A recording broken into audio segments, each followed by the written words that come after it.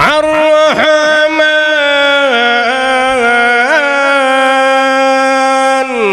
علم القرآن خلق الإنسان علمه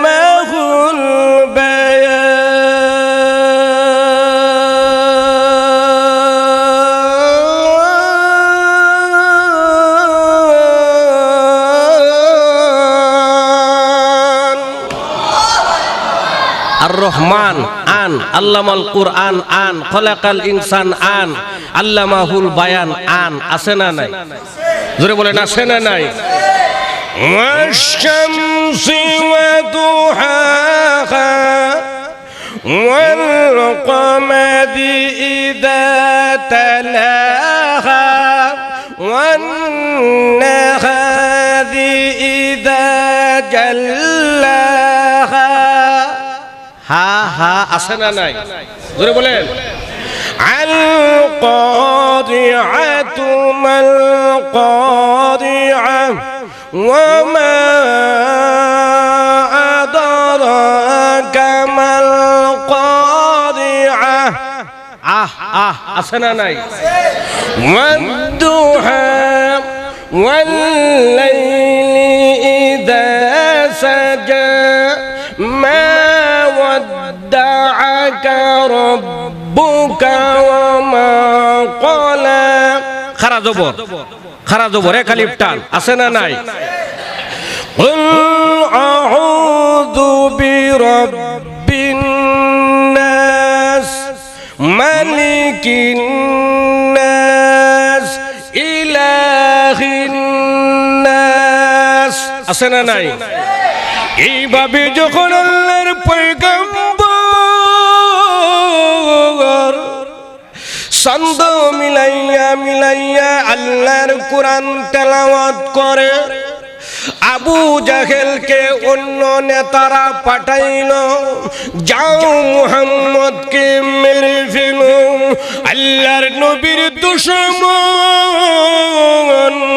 মুসলমানদের দুশমন আল্লাহর দুশমন আবু জাহেল নবীজিকে মারার জন্য আসছে এমন একটা অবস্থা হইল রে নবীজিকে যখন মারার জন্য আইল আবু জাহেল হাতে পাথর নিয়া এইভাবে হাত আলগি দিল এমন সময় তাকাইয়া দেখে আল্লাহর নবীর জবানের কোরআনের তেলাওয়াত শোনা যায় কিন্তু বিশ্ব নবীকে দেখা যায় না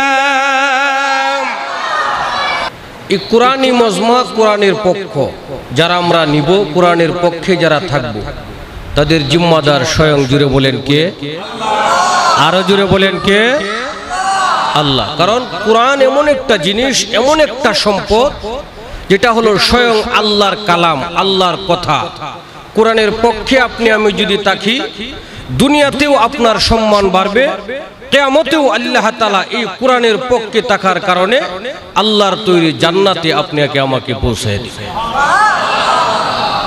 বিশ্বাস হয় না একটা ছোট্ট রেফারেন্স দিয়ে কথা শেষ করব এরপরে আমাদের বড় হুজুর উজিরপুরি সাহেব হুজুর আসতেছেন উনি দোয়া করবেন আমি লম্বা কথা বলবো না ছোট্ট কোরআনের পক্ষে থাকলে আল্লাহ যে কোরআন ওয়ালাদের জিম্মাদার এটা বুঝাই আমি কথা শেষ করব আমাদের নবী সরকারে দু আলম আকায়ে নামদার তাজেদারে মদিনা যখন কোরআনের দাওয়াত দিতে লাগলেন যখন রাসূল আকরাম সরকারে দু আলম কোরআনের কথা মানুষের কাছে বলতে লাগলেন রাসূল যখন কোরআন তেলাওয়াত করতেছিলেন তখন কাফেররা আবু জাহেল উতবা শাইবা আবু লাহাব ওয়ালিদ ইবনে মুগীরা এই সমস্ত বড় বড় লিডিং পজিশনের কাফেরেরা তারা সিদ্ধান্ত নিল যে মুহাম্মদ সাল্লাল্লাহু আলাইহি ওয়াসাল্লাম যে কোরআন তেলাওয়াত করতেছে তোমরা কেউ তার কোরআনের তেলাওয়াত শুনতে যাইবা না আমরা নেতা যারা আছি আমরাও মুহাম্মদের জবান থেকে কোরআন তেলাওয়াত শুনতে যাব না জোরে বলেন নাউজুবিল্লাহ এই কথাটা আল্লাহ তাআলা পবিত্র কোরআন শরীফে বলে দিয়েছে বলবো আল্লাহ বলেন ওয়াকালাল্লাযী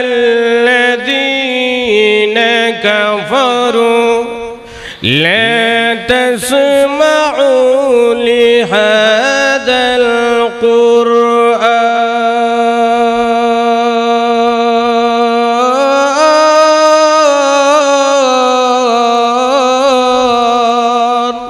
আল্লাহু আকবার বলে কাফেররা বলে লা তাসমাউ লিহাযাল কুরআন, এই কোরআন শরীফের তেলাওয়াত তোমরা কি শুনতে যাইবা না।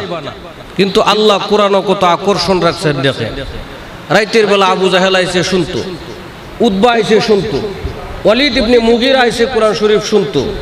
আবু জাহেলরা আরেকজনের জিজ্ঞাসা তুমি আইলা কে রে, তুমি আইলা কে রে। আরেকজনের জিজ্ঞাসা তুমি আইলা কে রে, তুমি তো না করছিলা, তুমি আইলা কে রে। আবু জাহেল উতবা সাহেব এরা কইতাছে না, এভাবে তো মুহাম্মদের কোরআন তেলাওয়াত থেকে মানুষকে বিতাড়িত রাখা যাবে না, বিরত রাখা যাবে না। তাহলে একটা কাজ করতে হবে কি, মুহাম্মদের কোরআনের তেলাওয়াত যেন মানুষগুলি শুনতে না পারে, এই জন্য অত্র এলাকায় গান বাজনা নাটক এমনকি নর্তকী এনে এদের সামনে নাচ গান করাবো, ডুল বাজাবো। এই সমস্ত আওয়াজের কারণে যেন পাবলিক কোরআনের তেলাওয়াত না শুনতে পারে, এই ব্যবস্থা করা হবে। চিল্লায় বলেন নাউজুবিল্লাহ।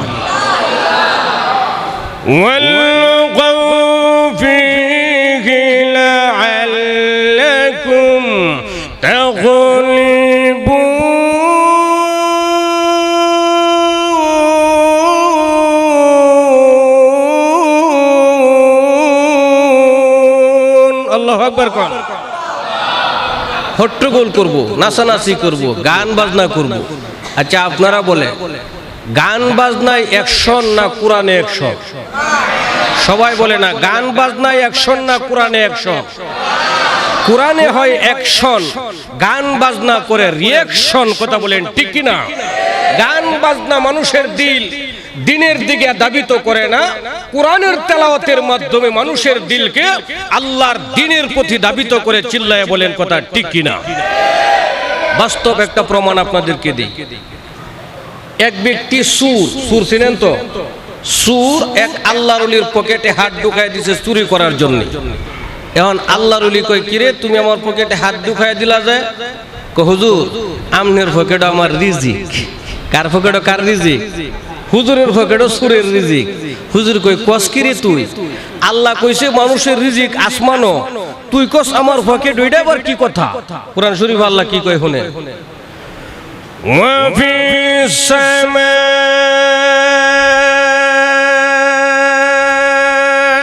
রিজকুকুম ওয়া মা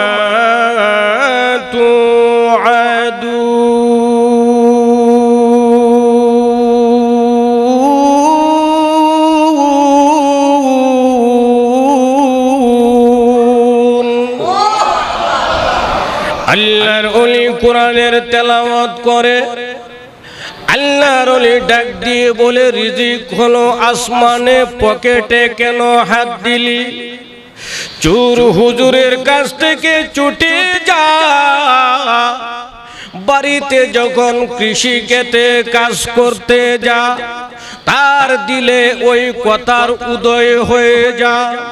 লোকটা যখন বাজারে যা বাজার করতে, ওইখানেও কোরআনের কথা মনে হয়ে যা। রাত্রে যখন লোকটা ঘুমাইতে যা, ওই সময়ও হুজুরের কথা মনে হয়ে যা। আল্লাহর কোরআনের একটা আয়াত 3 বৎসর পর্যন্ত লোকটার দিল নাড়াইতে নাড়াইতে এমন একটা অবস্থা করেছেন, ওই লোকটা 3 বৎসর পর মক্কায় চলে গেলেন হজ করার জন্য। হজ করতে চলে গেছে, যায় হে হুজুরের লগে দেখা, আল্লাহর ওলির লগে যায় ফাউডির ধরছে, হুজুর আপনি আমার মাফ করে দে। হুজুর আমি বুঝতে পারি নাই। কয় কেরে কি সমস্যা, কেন তোমারে মাফ করব? বলে হুজুর আপনি 3 বছর আগে আপনার পকেটে আমি হাত দিছিলাম, আপনি কইছিলেন আমার পকেটে হাত দিলি কেন? রিজিক তো আসমানে। ওই যে কোরআন শরীফের আয়াতটা আপনি তেলাওয়াত কইরা শুনাইছিলেন, এটা আমার দিলে এমন ভাবে প্রভাব ফেলছে, এমন অ্যাকশন চালাইছে, 3 বছরে এই আয়াতটা আমাকে নাড়াইতে নাড়াইতে আল্লাহর কানায়ে কাবা মক্কা পর্যন্ত নিয়ে আইছে। তাইলে কোরআন শরীফে অ্যাকশন না রিঅ্যাকশন? জোরে বলেন, অ্যাকশন না রিঅ্যাকশন? অ্যাকশন। এখন কাফেররা কয় কিরে নাচ গান নর্তকী নাচায় এত দেখা যা মানুষ মুহাম্মদের কোরআনের তেলাওয়াত থেকে বিরত রাখা যায় না, তাইলে কি করা যায়? সিদ্ধান্তে উপনীত হয়েছে আমরা যেহেতু বর্তমান ক্ষমতায় আছি, পাওয়ারে আছি, পাওয়ার যাদের কথা শুনবে জনগণ তাদের, অতএব আমরা পাওয়ারি লোক আবু জাহেল উতবা সাহেবা ক্ষমতাশীলরা বলতেছি মুহাম্মদকে মক্কায় কোরআন তেলাওয়াত করতে দেওয়াই যাবে না। কোরআন তেলাওয়াত করতে দেওয়া যাবে না, একদম নিষেধ। মুহাম্মদ কোরআন তেলাওয়াত করতে পারবে না। যদি সে কোরআন তেলাওয়াত করে সুপ্রিম কোর্টের রায় হলো, পাওয়ারফুল সিদ্ধান্ত হলো, মুহাম্মদকে পৃথিবী থেকে বিদায় করে দেওয়া হবে। চিল্লায় বলে নাউজুবিল্লাহ। এখন আল্লাহ রাসূল সাল্লাল্লাহু আলাইহি ওয়াসাল্লাম আল্লাহকে বলে, আল্লাহ গো, আপনার কোরআন তেলাওয়াত করতে বলি আমাকে দিবে না, তারা নাকি আমাকে মেরে ফেলবে, এখন আমি কি করতাম? আল্লাহ কই, নবী গো, নবী গো, কোরআনের পক্ষে চ্যালেঞ্জ করার দায়িত্ব আপনার। আপনার এই চ্যালেঞ্জের মোকাবেলা আপনার পক্ষ হয়ে কাফেরদের বিপক্ষে করার দায়িত্ব আমি আল্লাহর। চিল্লায় বলেন সুবহানাল্লাহ। এবার আল্লাহ রাসূল সাল্লাল্লাহু আলাইহি ওয়াসাল্লাম ভালো করে বুঝেন, হুজুর আয়া পড়তে লম্বা কথা কইতাম না, শেষ করে দিতেছি। যেহেতু আল্লাহ কইছে যে আমি তেলাওয়াত করব, আমার দেখাশোনার দায়িত্ব, জোরে বলেন কার? সবাই কয় না কার? আল্লাহ। তাইলে আর আমার তেলাওয়াত করতে অসুবিধা কি? আবু জাহেল আর উতবার সাইবা নাই, গোটা পৃথিবীর সব বেদিন নাকাস্তা কাফের বেঈমান আমার বিরুদ্ধে গেলেও আমার কোনো সমস্যা নাই। নবীজি ছন্দ মিলায়া মিলায়া আল্লাহর কোরআন তেলাওয়াত করা শুরু করছে। জোরে বলেন সুবহানাল্লাহ। আর রহমান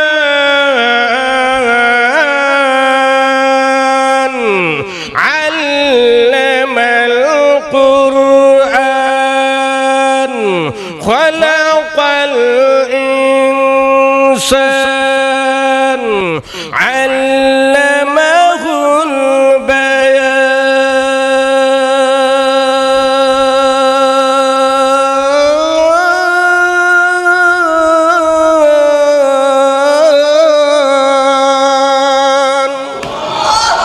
ইনসান আল্লামাহুল রহমান আন আল্লামাল কুরআন আন খলাকাল ইনসান আন আল্লামাহুল বায়ান আন। আছে না নাই? জোরে বলেন আছে না নাই? ওয়াশ-শামসি ওয়া দুহাহা ওয়াল কমারি ইযা তালাহা ওয়ান নাহারি ইযা জাল্লাহা। হা হা আছে না নাই? জোরে বলেন। আল কারিআতু মাল কারিআ ওয়া মা আদরাকা মাল কারিআ। আহ আহ আছে না নাই? ওয়াদ-দুহা ওয়াল লাইলি ইযা সাজা মা ওয়াদ্দাআকা রাব্বুকা ওয়া মা ক্বালা। খারা জবর, খারা জবর, এক আলিফ টান। আছে না নাই? কুল আউযু বিরাব্বিন নাস মালিকিন নাস ইলাহিন নাস। আছে না নাই? এইভাবে যখন আল্লাহর পয়গম্বর ছন্দ মিলাইয়া মিলাইয়া আল্লাহর কোরআন তেলাওয়াত করে, আবু জাহেলকে অন্য নেতারা পাঠাইল, যাও মুহাম্মদকে মেরে ফেলো। আল্লাহর নবীর দুশমন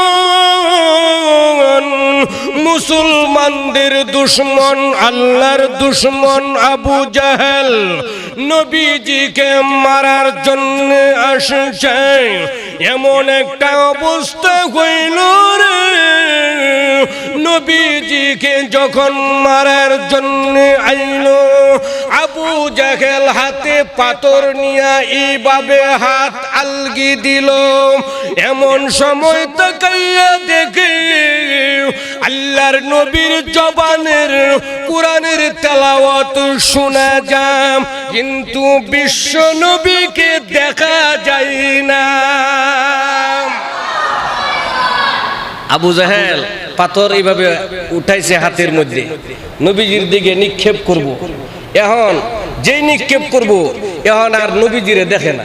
সুবহানাল্লাহ কয় না?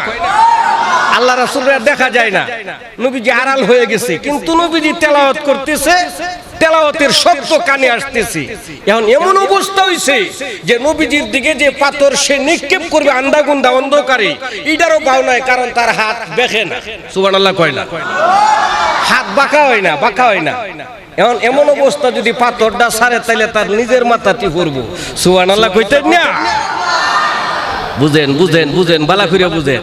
এখন আবু জাহেল কয়, আমি যে মুহাম্মদরে মারতাম আইছি, ও নিজেই তো বিপদে পড়ে গেছি গা। সুবহানাল্লাহ কয় না রে? নিজেই বিপদে পড়ে গেছি গা, আমি তো মুহাম্মদরে দেখি না, পাথর মারতাম কিবা। হেডি কো ডরাইছো নাকি? কো ডরাইছি না তো, মুহাম্মদরে দেখি না। মুহাম্মদকে হেফাজত করার দায়িত্ব জুড়ে বলেন কার? আরো জুড়ে বলেন কার? কুরআন শরীফে আল্লাহ কয়, শেষ কথা,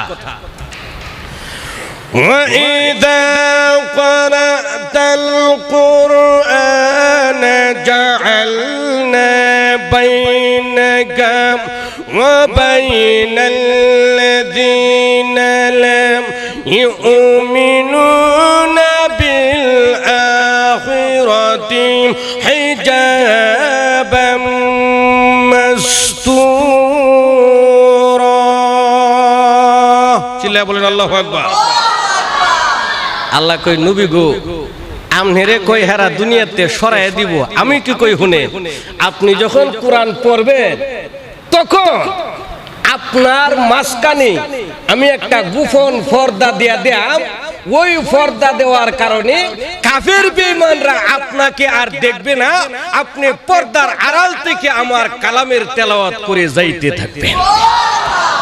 মোহতারাম হাজরিন, এই ঘোষণা শুধু নবীর বেলাই না, আমরা যারা পৃথিবীতে কোরআনের পক্ষে থাকি, যারা কোরআনের পক্ষে আছে, হাজী সিরাজ সাহেব সহ এখানে আমরা যারা আছি, আমরা কোরআনের পক্ষে আসি বিদায় এখানে আসি। কথা বলেন ঠিক না? এই যে আমাদের শ্রদ্ধেয় বড় ভাই, সারা বাংলাদেশের প্রখ্যাত প্রথম সারির ওয়াইজদের ভিতরে একজন মুশাহিদ আহমদ উজিরপুরি, নাম শুনছেন না?